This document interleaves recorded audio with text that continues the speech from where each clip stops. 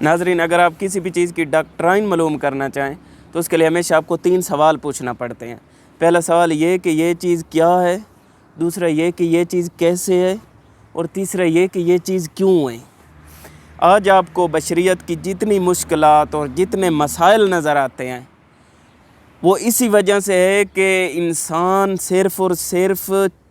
یہ چیز کیسے ہے کے پیچھے پڑا ہوا ہے۔ مثلا جب وہ ایک انسان کا مطالعہ کرتے ہیں، جب ایک انسانی باڈی کو دیکھتے ہیں تو فقط اور فقط یہ دیکھتے ہیں کہ یہ باڈی کیسے ہے، مثلا سیلز کا مجموعہ ہے، یہ سیلز کیسے کام کرتے ہیں، فقط اور فقط وہ ان کے پیچھے پڑے ہوئے ہیں، اور اس سے بشریت کی نجات نہیں ہوتی جب تک یہ نہ ہو کہ انسان کیوں ہے، اصلا انسان بنا کیوں ہے۔ اس پر یہ جو علوم ہے یہ توجہ نہیں کر رہے، اور پھر جو نتیجہ نکلتا ہے وہ وہی نکلتا ہے جو آپ نے ڈارون کی تھیوری پڑھی ہے۔ ڈارون کیا کہتا ہے؟ وہ فقط اور فقط یہ دیکھتا ہے کہ انسان کیسے ہے، اور پھر اس کا نتیجہ یہ نکلتا ہے پہلے بندر تھا، بندر سے انسان بن گیا، چاند ایک وہ شباہت دیکھ کر اور بندر سے انسان بنا دیتا ہے۔ لیکن اگر آپ اس بات کا اور اس سوال کا جواب دیتے کہ انسان کیوں ہے، تو پھر آپ کو انسان کے اشرف المخلوقات ہونے کا پتہ چلتا، لیکن بدقسمتی سے اس کی طرف کوئی توجہ نہیں ہے۔ بہت سارے مسائل ایسے ہوتے ہیں کہ ان کا تعلق کیوں سے ہوتا ہے۔ مثلا بہت ساری آپ طبعی آفات دیکھتے ہیں، اگر صرف آپ مادی نگاہ کریں گے، صرف ماڈرنزم کی نگاہ آپ کی ہوگی تو اس میں آپ یہی دیکھیں گے کہ یہ فرض کریں ایک طبعی آفت مثلا زلزلہ آیا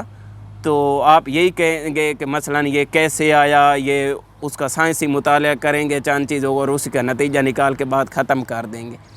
لیکن جب آپ اسی کا جواب ساتھ کیوں بھی دیکھیں گے، کیسے اپنی جگہ پر مہم ہے اور اس کے بعد کیوں جو ہے وہ بہت مہم ہے، جب آپ کیوں بھی دیکھیں گے کہ یہ زلزلہ مثلا کیوں آیا تو پھر آپ کو پتہ چلے گا، کیونکہ بہت سارے مسائل ایسے ہوتے ہیں کہ جو انسان کی معصیت اور گناہ کی وجہ سے بھی خدا کی طرف سے عذاب اور اس طرح کی آفات آتی ہیں، اور اس کا جو ہے نا وہ کیوں کا جواب ہے یہ، نہ کہ کیسے کا۔ تو ناظرین، آپ جو بھی مطالعات کر رہے ہیں، چاہے سٹوڈنٹس ہیں، ان کے لیے میں خصوصی پیغام دینا چاہتا ہوں کہ آپ اس زاویے سے اور اس اینگل سے چیزوں کو دیکھیں اور پرکھیں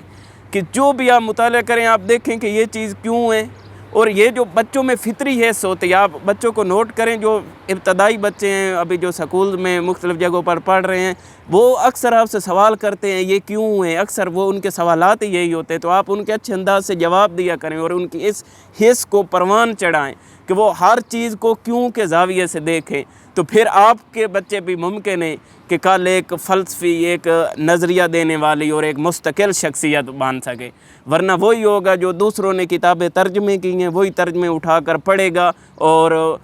دوسروں کا صرف اور صرف تقلیدی ہوگا، خود کوئی وہ مستقل شخصیت نہیں بن سکا، اور نہ اپنی شخصیت تو بن نہیں سکے گی، اور جب تک آپ کیوں کا سوال کا جواب نہیں ڈھونڈیں گے تو اس وقت آپ کا جو خدا شناسی ہے وہ بھی ضعیف